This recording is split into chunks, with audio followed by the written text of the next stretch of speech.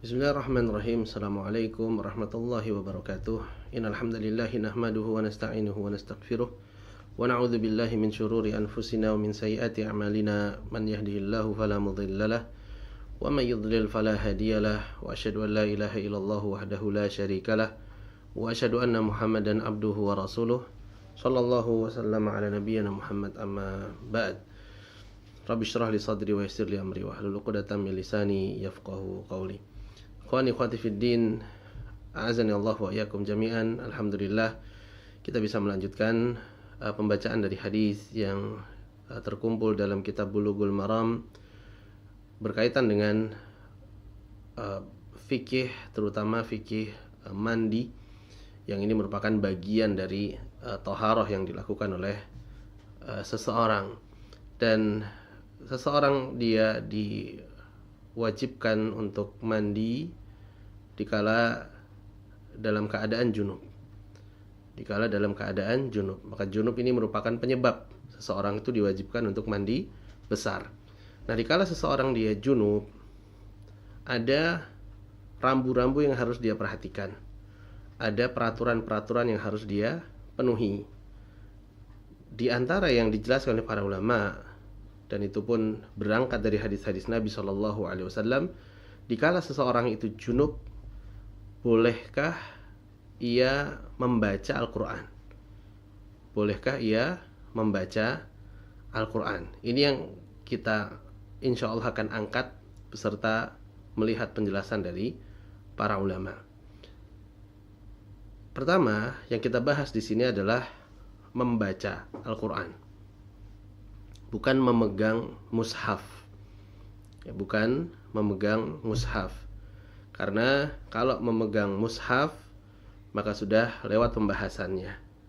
Untuk memegang mushaf maka harus dipersyaratkan untuk bersuci terlebih dahulu. Baik suci dari hadas kecil ataupun suci dari hadas besar. Dari hadas kecil saja harus suci, apalagi dari hadas yang besar. Ini untuk memegang mushaf. Memegang Al-Quran. Dan yang dimaksud dengan mushaf di sini adalah tulisan-tulisan yang memang itu sebagian besar dari kumpulan tulisan tersebut adalah Al-Qur'annya. Maka ini masuk ke dalam kategori mushaf. Apabila kita punya buku, kemudian dari buku atau kitab tersebut porsi Al-Qur'annya lebih besar dibandingkan porsi yang bukan Al-Qur'annya, perbandingannya lebih besar pada Al-Qur'annya, maka ini dikatakan sebagai mushaf. Adapun kalau kita punya buku, kita punya media baca yang dimana porsi Al-Qur'annya lebih sedikit dibandingkan porsi yang bukan Al-Qur'annya, maka ini tidak dinamakan sebagai mushaf. Contoh misalkan buku tafsir, atau contoh lain misalkan buku-buku para ulama, buku-buku para asatidzah yang itu membahas tentang suatu permasalahan fikih misalkan. Di dalamnya ada kutipan-kutipan dari ayat-ayat Al-Qur'an. Namun ketika ditimbang porsi yang bukan Al-Qur'annya itu lebih banyak dibandingkan Al-Qur'an yang dicantumkan di dalam kitab tersebut, maka ini bukan dinamakan mushaf. Walaupun ada nukilan ayat Al-Qur'an di dalam kitab tersebut. Nah, kalau yang seperti ini, buku yang di dalamnya ada Al-Qur'annya namun tidak dikatakan sebagai mushaf, porsi Al-Qur'annya lebih sedikit daripada yang bukan Al-Qur'annya, maka boleh dipegang oleh siapapun. Boleh dipegang oleh orang yang suci, boleh dipegang oleh orang yang berhadas, baik itu berhadas kecil maupun berhadas besar, boleh dibawa ke negeri kafir. Karena yang tidak boleh dibawa di negeri kafir adalah mushaf Al-Qur'an, yang apabila dikhawatirkan ketika mushaf itu dibawa akan dihinakan, akan disobek-sobek, akan dibakar, akan dirubah isinya dan yang lain sebagainya. Baik, jadi kalau yang bukan mushaf, maka boleh seseorang dia memegangnya dalam keadaan apapun, baik suci, berhadas kecil, ataupun berhadas besar. Sedangkan mushaf ini hanya boleh dipegang oleh mereka yang suci. Ya, mushaf boleh dipegang oleh orang yang suci saja, dan Allah yang menjelaskannya. Ya, Allah yang menjelaskannya di dalam Al-Qur'an bahwa Al-Qur'an itu tidak boleh ada yang menyentuhnya kecuali orang yang bersuci. Ya, dan sebagaimana kita jelaskan di awal bahwa mushaf itu adalah di mana ketika ada buku atau media baca yang di sana porsi Al-Qur'annya lebih besar, lebih banyak. Makanya namanya mushaf. Walaupun di sana ada tulisan-tulisan lain yang porsinya lebih sedikit. Ya, mungkin ada judulnya, ada lembar penerbitnya, ada muqaddimahnya ya, dari Kementerian Agama misalkan. Ya, jumlah yang bukan Al-Qur'an yang di porsinya lebih sedikit, ada daftar isinya, dan lebih dominan ayat-ayat Al-Qur'an yang dikutip di dalamnya, maka ini dinamakan mushaf. Nah, untuk mushaf yang boleh memegangnya adalah mereka yang sudah bersuci. Mereka yang sudah bersuci. Adapun yang berhadas kecil tidak boleh memegangnya. Begitu pula yang berhadas besar. Dan mushaf tidak boleh dibawa ke negeri kafir apabila memang dikhawatirkan dikala dibawa ke negeri kafir, mushaf ini akan dihinakan. Ya, mushaf ini akan diinjak-injak baik fisiknya maupun kedudukannya, atau akan dirubah-rubah isinya. Ya, maka tidak boleh dibawa ke negeri kafir. Nah, yang kita bahas adalah membaca Al-Qur'an. Ya, membaca Al-Qur'an ketika seseorang itu junub atau berhadas besar. Bolehkah seseorang dia junub, dia berhadas besar, kemudian membaca Al-Qur'an? Ya, junub misalkan seseorang dia habis mimpi basah misalkan. Ya, dia mimpi basah, dia belum mandi besar, ya maka dia dalam keadaan junub. Nah, dalam keadaan seperti ini, apakah dia boleh membaca hatta satu ayat dari Al-Qur'an? Yasin misalkan, Hamim atau Shad atau yang lainnya. Begitu pula misalkan seorang wanita yang haid, nifas, ini juga dalam keadaan junub. Ya, bolehkah seorang wanita yang haid dan nifas kemudian membaca Al-Qur'an? Bukan memegang mushaf, membaca Al-Qur'an. Ya, atau seseorang yang dia habis jima dengan istrinya, habis jima dengan suaminya. Apakah dia boleh dikala keadaan junub seperti ini kemudian membaca Al-Qur'an? Baik. Kita bawakan sebuah hadis nomor 116 dari susunan kitab Bulughul Maram, hadis dari Ali radhiyallahu taala anhu. Dikatakan di dalam hadis tersebut, kana Rasulullah sallallahu alaihi wasallam yuqri'una al-Qur'ana ma lam yakun junuba. Dahulu Nabi sallallahu alaihi wasallam membacakan kepada kami Al-Qur'an selama beliau tidak junub. Selama beliau tidak junub. Dan hadis ini dihasankan oleh Imam At-Tirmidzi dan disahihkan oleh Ibnu Hibban rahimahumullahu taala. Namun disampaikan oleh pensyarah dari kitab Bulughul Maram bahwa hadis ini adalah hadis yang diperselisihkan status dari periwayatannya. Sebagian mengatakan bahwa hadis ini sahih, ya sebagaimana pendapat dari Ibnu Hibban, ijtihad dari Ibnu Hibban. Sebagian mengatakan bahwa hadisnya itu hasan, sebagaimana disampaikan oleh Imam At-Tirmidzi. Sebagian lagi ada yang mendhaifkannya. Sebagian ada yang mendhaifkannya. Baik.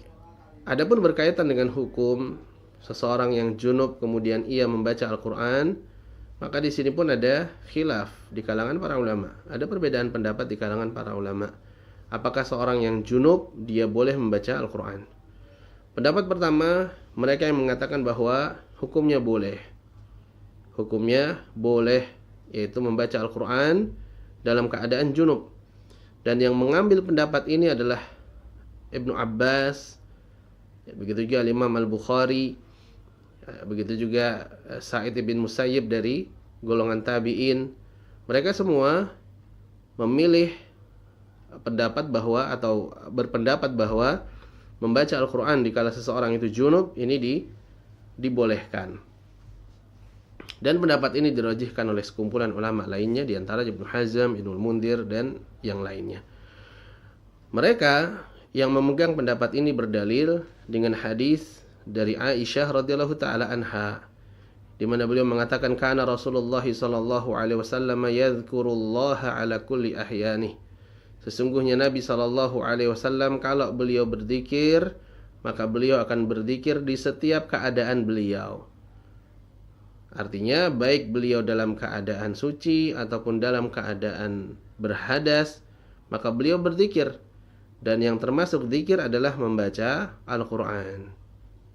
Ya, termasuk zikir adalah membaca Al-Quran. Maka kesimpulannya dari apa yang mereka ambil dari hadis Aisyah, bahwa Nabi SAW ini ya berzikir secara umum, baik itu Al-Quran, baik itu berdoa, baik itu istighfar, baik itu bertahmid, baik itu bertakbir, ya, termasuk membaca Al-Quran, itu dalam setiap keadaan.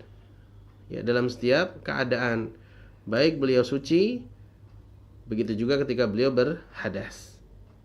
Ya, ini alasan yang mereka sampaikan. Adapun alasan yang kedua, karena memang tidak ada dalil yang melarang seseorang yang junub untuk membaca Al-Quran. Ya, tidak ada dalilnya. Ya, tidak ada larangan dari agama mereka yang junub, mereka yang berhadas besar, kemudian dilarang untuk membaca Al-Quran. Nah, alasan inilah yang mereka angkat untuk menguatkan pendapat mereka bahwa dikala seseorang junub, dia boleh membaca Al-Quran. Pendapat yang kedua, mereka yang mengatakan bahwa bagi mereka yang junub, bagi seseorang yang junub, ini tidak boleh baca Al-Quran. Tidak boleh baca Al-Quran. Dan ini pendapat dari mayoritas para ulama, sebagaimana yang dinukilkan oleh Imam An-Nawawi rahimahullahu ta'ala. Dan pernah kita sampaikan, dikala ada pendapat jumhur, dikala ada pendapat mayoritas dari kalangan para ulama, maka pendapat ini tidak bisa diabaikan. Pendapat ini tidak bisa diremehkan. Kenapa? Karena yang berpendapat adalah mayoritas, keumuman, kebanyakan dari para ulama. Yang namanya kebanyakan, ya apalagi yang kebanyakan di sini, yang jumlah besar di sini adalah para ulama, bukan orang-orang sembarangan. Dikala sebagian besar di kalangan para ulama mereka bersepakat atas satu pendapat yang itu dinamakan dengan pendapat jumhur, maka pendapat ini tidak bisa diabaikan, tidak bisa diremehkan. Nah, dalam hal ini jumhur dari kalangan para ulama mereka menyatakan bahwa yang junub, seseorang yang junub tidak boleh membaca Al-Quran. Adapun dalil yang mereka gunakan adalah hadis pada bab yang kita bahas, yang berbunyi bahwa Nabi SAW beliau membacakan Al-Quran kepada para sahabat selama beliau tidak junub, selama beliau tidak junub. Dan sebagaimana kita sebutkan di awal bahwa status dari hadis ini diperselisihkan oleh para ulama. Ada yang mengatakannya sahih, ada yang mengatakannya hasan, ada yang mengatakannya dhaif. Lalu bagaimana menjawab hadis yang menyatakan bahwa Nabi SAW selalu berzikir di setiap waktu beliau? Maka jawabannya, hadis itu adalah hadis yang bermakna umum.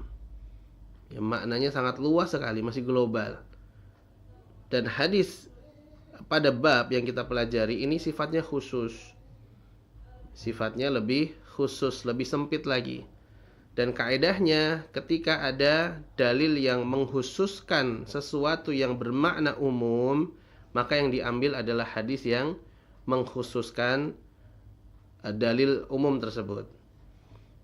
Jadi dikala ada dalil yang bermakna umum kemudian dikhususkan oleh suatu dalil yang lain, maka yang diambil adalah dalil yang mengkhususkannya. Dalil yang mengkhususkannya ini diantara bentuk tarjih ketika menemukan ada dua dalil yang seolah-olah itu bertolak belakang. Ya, maka kalau ada dalil yang umum ketemu dengan dalil yang khusus, maka yang lebih dulu diambil adalah dalil yang sudah mengkhususkan dalil umum yang ada. Dan wallahu taala a'lam bisawab, yang rajih adalah pendapat yang kedua. Pendapat yang kedua, di mana terlarang hukumnya seseorang yang junub membaca Al-Qur'an berdasarkan hadis pada bab dan berdasarkan tarjih yang telah kita sampaikan. Ya, maka ini pendapat yang sahih. Oleh karena itu, ikhwani fiddin, dikala seseorang dia yakni junub, ya, dikala seseorang dia junub, seorang dia berhadas besar, maka dia tinggalkan untuk melafadzkan Al-Qur'an. Ya, dia tinggalkan untuk melafadzkan ayat-ayat di dalam Al-Qur'an. Lalu bagaimana ketika seseorang dia junub kemudian mau masuk kamar mandi, ya, dan dia menyebut bismillah. Ya, dia menyebut bismillah. Padahal lafaz bismillah ini ada di dalam Al-Qur'an. Ya, lafaz bismillah ada di dalam Al-Qur'an. Baik itu di dalam Al-Fatihah ataupun di dalam surat yang lain. Ya, sebagaimana kisah Nabi Sulaiman dikala berkirim surat kepada Ratu Bilqis, di mana di dalam surat itu Nabi Sulaiman mengawali suratnya dengan ucapan Bismillahirrahmanirrahim. Nah, bismillah ada di dalam Al-Quran, salah satu di antara ayat yang ada di dalam Al-Quran. Nah, dikala seseorang dia junub, dia masuk kamar mandi, dia mengucap bismillah. Ya, dia mengucap bismillah. Ya, dan ini sunnah di antara sunnah Nabi SAW. Maka bagaimana dikala seseorang dia junub mau masuk kamar mandi, apakah dia tidak mengucap bismillah, ya, atau dia ucap bismillah? Ya, konsekuensinya dia membaca salah satu ayat di dalam Al-Quran. Maka jawabannya innamal a'malu binniyat. Jawabannya innamal a'malu binniyat. Sesungguhnya amalan itu ada ketika didorong dengan niat. Nah, dikala seseorang dia masuk ke kamar mandi kemudian mengucap bismillah, nah bismillah yang dia ucapkan ini dia niatkan untuk apa? Kalau dia niatkan untuk membaca salah satu ayat di dalam Al-Quran, maka tidak diperbolehkan. Ini tidak diperbolehkan. Tapi kalau dia membaca bismillah, ya, dalam rangka untuk menjalankan sunnah Nabi SAW, maka ini tidak mengapa, boleh. Ya, karena niatnya bukan membaca Al-Quran, tapi niatnya untuk mengamalkan sunnah Nabi SAW. Atau dikala seorang dia mungkin mendapati sesuatu yang tidak sesuai dengan apa yang dia bayangkan misalkan, padahal dia sedang junub, ya, kemudian dia katakan subhanallah misalkan, ya, dia ucapkan subhanallah, ya, dia ucapkan subhanallah, tasbih. Dan kita tahu, ya, di dalam susunan ayat-ayat Al-Quran di sana ada penyebutan tasbih, ada penyebutan subhanallah. Nah, kalau si orang yang junub ini dia ucapkan tasbih dengan niatan untuk membaca Al-Quran, dengan niatan untuk membaca salah satu ayat di dalam Al-Quran, maka tidak boleh hukumnya. Tapi kalau dia baca tasbih ini dengan niatan karena yakni mensucikan Allah Subhanahu wa taala dari kemaksiatan atau dari kesyirikan manusia, misalkan dia lihat ada manusia melakukan kesyirikan, dia katakan subhanallah, maha suci Allah, dia niatkan untuk itu, maka ini tidak mengapa. Ini hukumnya tidak mengapa. Ya, atau misalkan dia mendapat sesuatu, ya, dia katakan alhamdulillah, ya, dia memuji Allah Subhanahu wa taala. Nah, kalau tujuannya dia ucapkan alhamdulillah dalam rangka membaca Al-Quran, maka tidak boleh. Tapi kalau dia niatannya membaca alhamdulillah karena memang memuji Allah Subhanahu wa taala atas kenikmatan yang dia dapatkan, maka ini tidak mengapa. Ini diperbolehkan. Maka dikembalikan kepada niat dari si yang junub tadi. Ya, kalau potongan-potongan zikir ini dia ucapkan karena yakni membaca potongan-potongan ayat di dalam Al-Quran, maka hukumnya tidak boleh.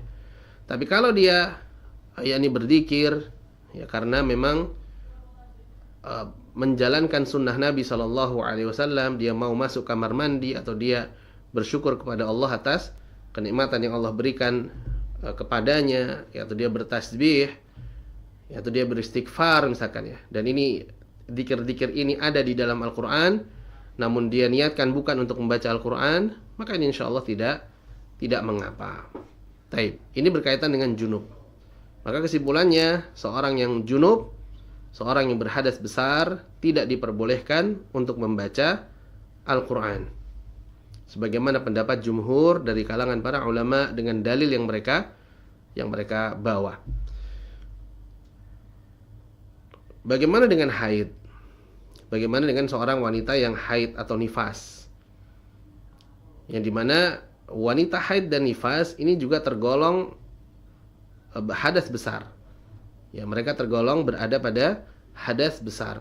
Namun bedanya, kalau wanita haid dan nifas ini berhadas besar dalam jangka waktu yang lama. Ya 15 hari ya kalau haid. Kalau nifas paling tidak 40 hari. Ya ada yang lebih sebentar daripada 40 hari. Rata-rata seperti itu. Ya setengah bulan atau sampai 1 bulan lebih. Nah, wanita yang haid dan nifas walaupun mereka berhadas besar, namun punya keadaan yang berbeda dengan hadas besar yang lain. Ya mimpi basah atau habis berhubungan badan dengan suami atau istri. Nah, apakah hukumnya disamakan? Apakah hukumnya disamakan antara hadas besar secara umum atau hadas besar terkait dengan wanita yang haid dan nifas? Ini pun ada perbedaan pendapat di kalangan para ulama. Ada ikhtilaf di kalangan mereka. Pendapat yang pertama, mereka mengatakan tidak boleh sama sekali. Tidak boleh wanita yang haid dan nifas membaca Al-Quran. Dan pendapat ini diambil oleh Al-Imam Abu Hanifah, Al-Imam Syafi'i, dan Imam Ahmad rahimahumullah ta'ala. Pendapat Al-Imam Abu Hanifah, Al-Imam Syafi'i, dan Al-Imam Ahmad. Mereka berpendapat bahwa wanita yang haid, wanita yang nifas tidak boleh baca Al-Quran. Tidak boleh baca Al-Quran. Dalil yang digunakan adalah hadis dari Ibnu Umar radhiyallahu taala anhuma, di mana Nabi sallallahu alaihi wasallam dikatakan di dalam hadis tersebut, la taqra'ul haid walal junub syai'an minal Qur'an. Ya, la taqra'ul haid walal junub syai'an minal Al-Qur'an. Tidak boleh seorang wanita yang haid dan seseorang yang sedang junub membaca sedikit pun dari Al-Quran. Ya, tidak boleh seorang wanita yang haid dan seseorang yang junub membaca sedikit pun ayat dari Al-Quran. Dan ini hadis diriwayatkan oleh Imam At-Tirmidzi, namun dihukumi dhaif oleh para ulama. Alasan yang kedua, mereka yang mengatakan bahwa wanita haid ini tidak boleh baca Al-Quran karena mengkiaskan, karena menganalogikan, memisalkan wanita yang haid itu dengan seseorang yang junub secara umum. Ya, seorang yang junub, dia junub hadas besar. Begitu pula dengan wanita yang haid dan nifas. Maka karena sama-sama hadas besar, sama-sama mereka sedang berhadas besar, hukumnya pun menjadi sama. Kalau yang junub tidak boleh baca Quran, maka begitu pula yang haid dan nifas tidak boleh baca Al-Quran. Ini pendapat yang pertama. Pendapat yang kedua, mereka mengatakan untuk wanita haid dan nifas boleh baca Al-Quran. Berbeda dengan seseorang yang junub. Ya, berbeda dengan seseorang yang junub. Seseorang junub dia tidak boleh baca Al-Quran. Adapun wanita yang haid dan nifas, mereka diperbolehkan baca Al-Quran. Walaupun keadaannya sama, berhadas besar, namun punya hukum yang terperinci. Untuk junub tidak boleh baca Quran karena waktunya bisa pendek. Ya, kalau junub segera mandi, setelah itu dia bisa baca Quran kembali secara normal. Adapun wanita yang haid dan nifas panjang. Ya, waktu berhadasnya sangat panjang sekali. Maka walaupun mereka sama-sama hadas besar, junub dan haid serta nifas ini sama-sama hadas besar, namun punya perbedaan dari sisi waktu hadasnya. Ya, punya perbedaan di sini. Oleh karena itu, sebagian para ulama mereka menghukumi beda hukumnya antara junub dan haid serta nifas. Kalau junub tidak boleh baca Quran, adapun wanita haid dan nifas, mereka membolehkan baca Al-Quran untuk wanita haid dan nifas. Dan ini pendapat dari madhab Imam Malik dan juga dipilih oleh Imam Ibnu Taimiyah dan Syekh bin Baz rahimahumullah ta'ala. Pendapat dari madhab Imam Malik, kemudian pendapat dari Ibnu Taimiyah dan ulama kontemporer saat ini, yaitu Syekh bin Baz rahimahumullahu ta'ala. Dan Ibnu Taimiyah rahimahullahu ta'ala, beliau menyampaikan dalihnya, menyampaikan alasan yang itu mendukung apa yang menjadi pendapat dari beliau akan bolehnya seorang wanita yang haid dan nifas membaca Al-Quran. Apa kata beliau? Laisa fi mana'il haid minal qiraati nususun sarihatun sahihatun. Tidak ada larangan untuk wanita yang haid membaca Al-Quran, ya, tidak ada larangan bagi wanita yang haid untuk membaca Al-Quran, yaitu dari nas, dari dalil yang sharih, yang jelas, yang sahih. Tidak ada larangan.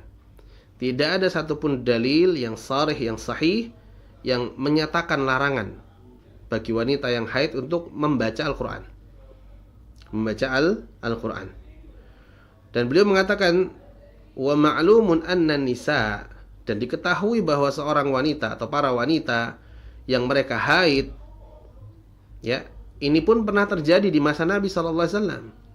Ya, banyak di kalangan para sahabiah yang di kala itu juga haid, dan di sana ada Nabi SAW. Namun Nabi SAW tidak pernah melarang para wanita yang sedang haid untuk membaca Al-Quran. Ya, Nabi SAW tidak pernah melarang para wanita yang sedang haid untuk membaca Al-Quran. Sebagaimana Nabi tidak pernah melarang wanita yang haid untuk berzikir dan berdoa. Untuk berzikir dan berdoa. Ini penjelasan dari Ibnu Taimiyah rahimahullahu ta'ala, ya, di mana beliau beralasan dengan dua hal. Yang pertama, tidak ada nas yang sharih dan sahih yang menyatakan dengan tegas bahwa wanita yang haid dilarang baca Al-Quran.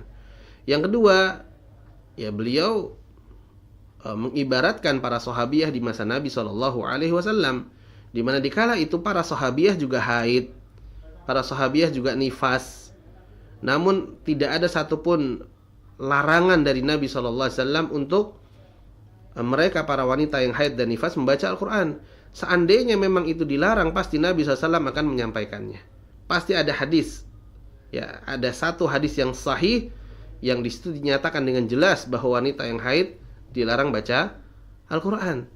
Ya, padahal ya wanita di kala itu juga banyak, ya, ratusan mungkin bahkan ribuan, ya, di masa Nabi SAW.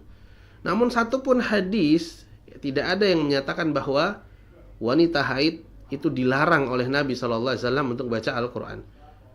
Hadis yang sahih, ya, yang sarih. Kalau hadis yang dhaif ada, ya, kalau hadis yang dhaif ada sebagaimana hadis Tirmizi yang telah kita sebutkan, ya, di mana Nabi SAW melarang wanita yang haid dan junub baca Al-Quran. Ya, memang ada, tapi ini hadisnya dhaif. Sedangkan hadis yang sharih, hadis yang sahih, tidak ada satupun larangan dari Nabi bagi wanita yang haid untuk membaca Al-Quran. Padahal banyak di kalangan para sahabiah, bahkan istri beliau juga tentunya mengalami haid, ya, tapi tidak ada dalil dari Nabi, larangan dari Nabi yang melarang para wanita yang haid dan nifas untuk membaca Al-Quran.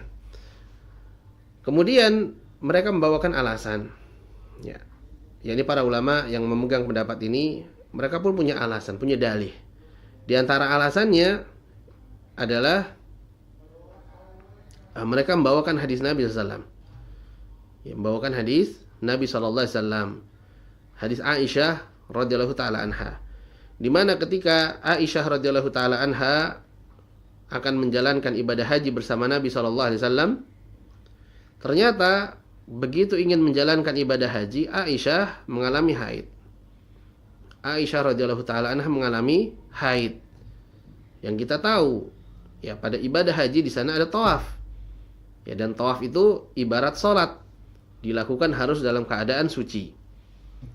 Nah, Aisyah radhiyallahu taala anha ketahuan sama Nabi SAW bahwa beliau sedang haid, dalam keadaan ingin atau akan menjalankan ibadah haji.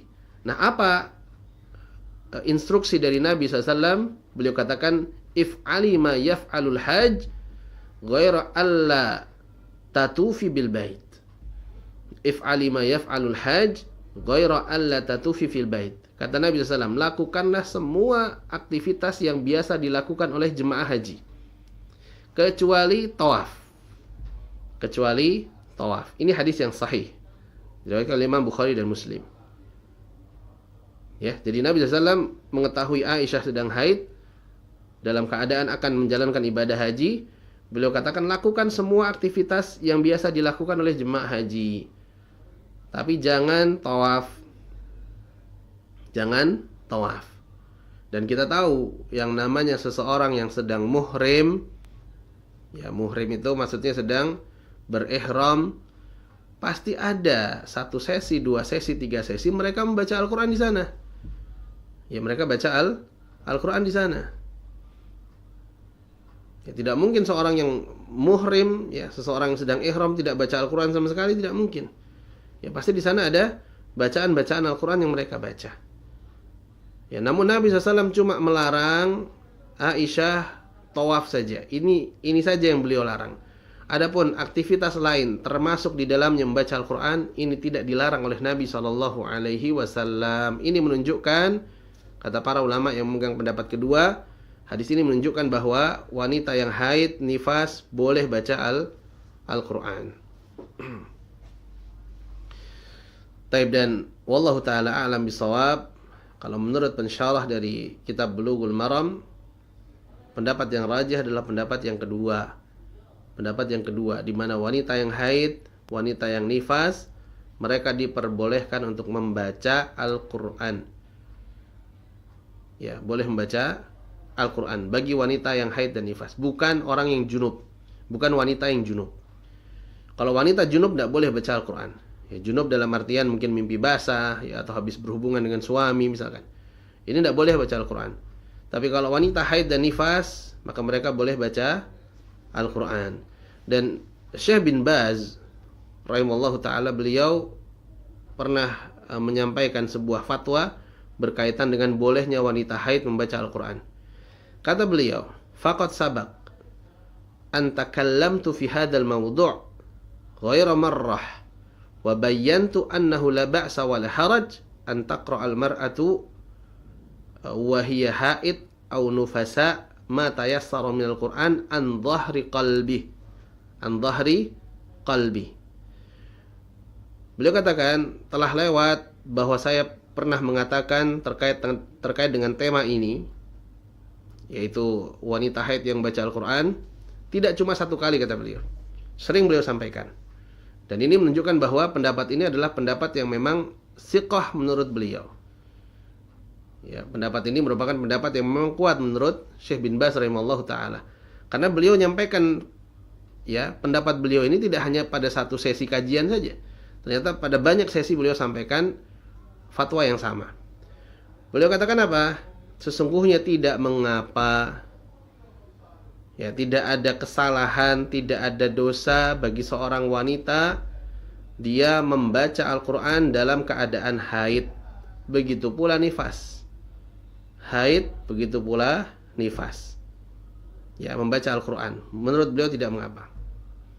Namun kata beliau, an dhahri qalbi, membacanya dari hafalan. Ya, membacanya dari hafalan, ya, bukan dari mushaf. Dia tidak memegang mushaf, tapi dari hafalannya. Ya, ini menunjukkan bahwa beda hukum antara memegang mushaf dengan membaca Al-Quran bagi wanita yang haid. Untuk memegang mushaf tidak boleh. Wanita haid, nifas tidak boleh megang Quran. Tapi membaca Al-Quran silahkan. Ya, baca Al-Quran silahkan. Lalu bagaimana kalau hafalannya sedikit? Ya, hafalannya cuma Al-Fatihah, qul a'udzu birabbin nas, qul huwallahu ahad, ya, qul a'udzu birabbil falaq, ya, sama wal asr, ya, atau Al-Kautsar misalkan. Bagaimana kalau hafalannya sedikit? Kalau hafalannya sedikit, maka dia bisa membaca Al-Quran bukan dari mushaf, Ya, tapi dari Al-Qur'an terjemah misalkan. Atau dari Al-Qur'an tafsir. Ya, bukan dari mushaf. Ya, yang definisinya sudah kita sebutkan di awal kajian. Ini diperbolehkan bagi wanita yang haid dan nifas. Li'annal adillata syar'iyyah dalat ala dzalik. Karena kata beliau, dalil-dalil syar'i menunjukkan hal ini. Ya, menunjukkan bahwa wanita yang haid dan nifas boleh baca Al-Qur'an. Ya, sebagaimana hadis sahih, sebagaimana hadis yang sahih yang berkaitan dengan kisah Aisyah dikala beliau akan menjalankan ibadah haji, namun ternyata qaddarallah haid dikala itu. Maka Nabi memerintahkan Aisyah melakukan semua aktivitas yang biasa dilakukan oleh jemaah haji kecuali tawaf di Baitul Haram. Ya, kecuali tawaf di Al-Masjidil Haram. Adapun baca Al-Qur'an, yang itu juga menjadi satu kebiasaan para jemaah haji, itu dibolehkan oleh Nabi SAW, ya, berdasarkan mafhum dari hadis yang kita bacakan. Wallahu ta'ala a'lam bis-shawab. Ini hadis yang ke-116. Kita masuk ke hadis ke-117. Hadis dari Abi Sa'id Al-Khudri radhiyallahu taala anhu, di mana Nabi SAW beliau mengatakan, "Idza ata ahadukum ahlahu summa arada an ya'uda falyatawadda bainahuma wudu'an." Rawahu Muslim. Kata Nabi SAW, apabila salah seorang di antara kalian mendatangi istrinya, yakni berhubungan badan, kemudian akan dia ulang hubungan badannya, maka hendaknya dia sisipkan berwudu di antara dua hubungan badan tersebut. Ya, di sela-sela hubungan badan tersebut. Hadis ini diriwayatkan oleh Imam Muslim rahimallahu taala. Dalam riwayat Al-Imam Hakim ditambahkan fa innahu ansyatu lil aud. Karena sesungguhnya dengan berwudu itu akan lebih memberikan semangat, ya, akan lebih memberikan semangat baru untuk mengulang hubungan badan antara suami dan istri. Ya, artinya kalau seseorang dia hubungan badan, ya, selesai dari hubungan badan, nah ini dengan berwudu itu akan timbul semangat lagi, ya, akan menyegarkan kembali tubuhnya, sehingga untuk mengulang, ya, hubungan badan yang kedua ini lebih termotivasi, ya, dibandingkan seseorang yang tidak menyisipkan wudu di antara hubungan badannya dengan istrinya. Baik, pelajaran yang bisa kita ambil. Pelajaran yang pertama adalah hukum berwudu di sela-sela jima. Hukum berwudu di sela-sela jima. Ini hukumnya mustahab. Hukumnya sunnah, disukai, sebagaimana yang dilakukan oleh Nabi atau diperintahkan oleh Nabi sallallahu alaihi wasallam. Dan Nabi memerintahkan fal yatawadda bainahuma wudu'an. Maka hendaknya seseorang itu berwudu di antara jima yang dia lakukan. Disampaikan dalam bentuk perintah, fal yatawadda. Hendaknya ia berwudu. Mungkin sebagian di antara kita kemudian bertanya, bukankah perintah itu hukum asalnya wajib? Bukankah perintah itu hukum asalnya wajib? Sebagaimana yang dikatakan oleh para ulama usul fiqh, maka memang, ya, perintah itu hukum asalnya wajib. Dan dalam hadis ini Nabi perintahkan fal yatawadda, hendaknya seseorang itu berwudu di sela-sela jimanya.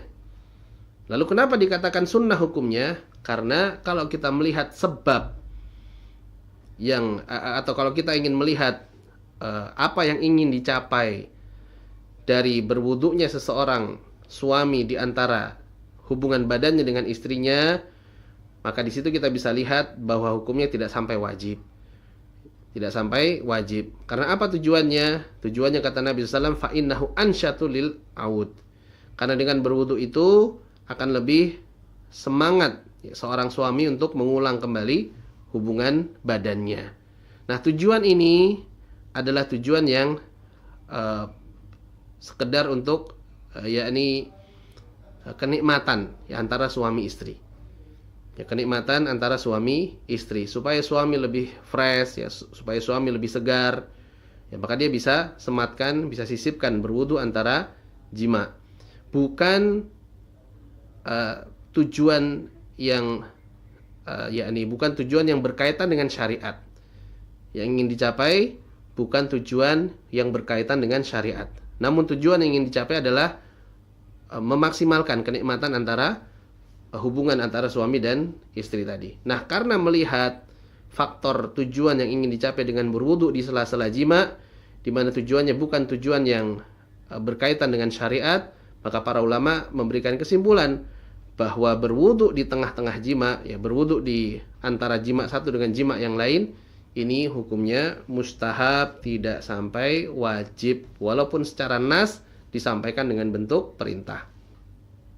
Bagaimana dengan mandi? Apakah mandi juga disunnahkan? Ya, ketika seorang dia habis jima, mandi, kemudian mau jima lagi. Apakah mandi di antara jima ini disunnahkan? Sebagian para ulama mereka menganggapnya sunnah. Ya, sebagian para ulama mereka menganggapnya sunnah. Ya, berdalil dengan hadis Nabi SAW. Ya, disampaikan di dalam hadis tersebut bahwa Nabi SAW ketika beliau menggilir istri-istrinya, ya beliau yakni memberikan jatah, ya memberikan ke rumah istri-istri beliau, maka beliau akan mandi.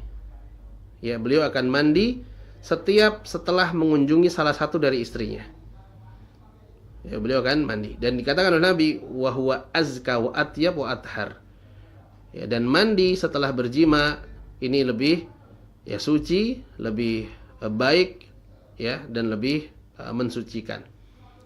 Namun ternyata hadis ini yang dhaif, ya baik secara sanad, ya begitu pula secara matan. Baik secara sanad, begitu pula secara matan. Adapun secara matan, maka hadis ini bertentangan dengan hadis yang sahih, di mana Anas ibn Malik radhiyallahu taala anhu beliau mengatakan, anna Nabiyya sallallahu alaihi wasallam kana yatufu ala nisaihi bi guslin wahidin. Sesungguhnya Nabi SAW dahulu beliau menggilir istri-istri beliau dengan satu kali mandi saja. Ya, dengan satu kali mandi saja. Ini hadis yang sahih. Sedangkan hadis yang kita sebutkan sebelumnya yang menjelaskan bahwa Nabi setiap selesai berhubungan dengan satu istri beliau mandi, berhubungan lagi dengan istri yang lain beliau mandi lagi, dan seterusnya, ini hadisnya dhaif. Hadisnya dhaif. Maka dikala ada pertentangan antara hadis yang sahih dan hadis yang dhaif, tentu kita lebih memilih hadis yang sahih. Hadis yang sahih yang menjelaskan bahwa Nabi SAW menggilir istri-istri beliau cukup dengan satu kali mandi saja. Ya, cukup dengan satu kali mandi saja. Oleh karena itu kesimpulannya tidak disunnahkan. Ya, tidak disunnahkan bagi suami untuk menyisipkan, ya, mandi di antara satu jima dengan jima yang lain. Ya, tidak disunnahkan. Seseorang dia jima dengan istrinya, kemudian selesai misalkan, dia mau jima lagi dengan istrinya di kesempatan yang kedua, ya maka antara jima satu dengan jima yang kedua, di situ tidak disunnahkan untuk mandi. Ya, di sana tidak disunnahkan untuk mandi. Kenapa? Karena berangkat dari hadis yang dhaif. Ya, berangkat dari hadis yang dhaif. Ya, bukan berarti tidak boleh. Ya, bukan berarti tidak boleh seorang suami dia ingin menyisipkan mandi di tengah-tengah atau di sela-sela jima pertama dengan jima keduanya. Bukan berarti tidak boleh. Tapi kalau diyakini itu berangkat dari hadis Nabi SAW, maka ini yang tidak boleh. Ya, kalau dinyatakan bahwa ini sunnah, ya kalau dinyatakan bahwa mandi yang disisipkan antara jima satu dengan jima kedua ini merupakan hadis dari Nabi SAW, maka ini yang tidak boleh. Kenapa? Karena berangkat dari hadis yang dhaif dan bertentangan dengan hadis yang sahih. Tapi kalau seorang dia ingin melakukan, silahkan. Ya, seorang ingin melakukannya silahkan. Sekedar untuk ingin bebersih, ya, supaya badannya wangi lagi, misalkan keringatnya bisa kena air, ya, bisa hilang, silahkan. Tapi kalau diyakini itu dari Nabi, maka ini yang tidak diperbolehkan. Maka kesimpulannya, ikhwan fiddin, berwudu antara satu jima dengan jima yang lain ini sunnah. Wudunya seperti apa? Wudunya seperti orang yang mau sholat. Ya, wudunya seperti wudunya seseorang yang mau sholat. Adapun kalau mandi, ya, di sela-sela satu jima dengan jima yang lain, ini tidak disunnahkan. Ya, adapun kalau mandi besar antara satu jima dengan jima yang lain, Ya, artinya dia anggap itu sunnah, maka ini tidak disunnahkan. Kalau ingin dia lakukan silahkan. Tapi kalau dianggap itu sebagai sebuah sunnah, maka ini yang diingkari. Ya, tidak ada sunnah dari Nabi SAW bahwa beliau itu memisah antara satu jima dengan jima yang kedua dengan mandi. Kenapa? Karena hadisnya dhaif. Dhaif secara riwayat dan dhaif secara yakni dhaif secara matan, dirayah. Secara matan, ya hadis yang menyatakan bahwa Nabi mandi setiap menggilir istri-istrinya, ini adalah hadis yang dhaif. Sedangkan hadis yang sahih, Nabi SAW yakni mengunjungi istri-istrinya cukup dengan mandi satu kali. Ya, cukup dengan mandi satu kali. Tapi ini kesimpulan di antara dari hadis yang kita bacakan. Taib. Adapun untuk hadis yang selanjutnya, hadis ke-118 dan yang selanjutnya akan kita bahas pada kesempatan pekan depan bismillah taala. Semoga bermanfaat dan semoga bisa mencerahkan dan bisa kita amalkan sebagaimana hadis-hadis yang tersampaikan dari Nabi SAW dan disyarah, dijelaskan oleh mereka para ulama Ahlussunnah wal Jamaah. Semoga manfaat. Wassallallahu wasallam ala nabiyyina Muhammad walhamdulillahirabbil alamin. Assalamualaikum warahmatullahi wabarakatuh.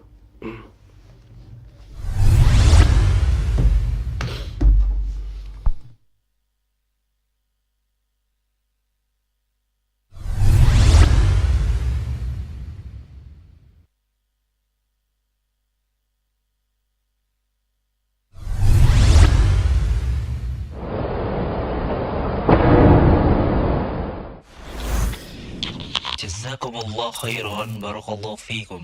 Video ini dibuat atas partisipasi dari donasi Anda. Semoga menjadi amal jariah bagi Anda semuanya. Assalamualaikum warahmatullahi wabarakatuh. Alhamdulillah alladzi bi ni'matihi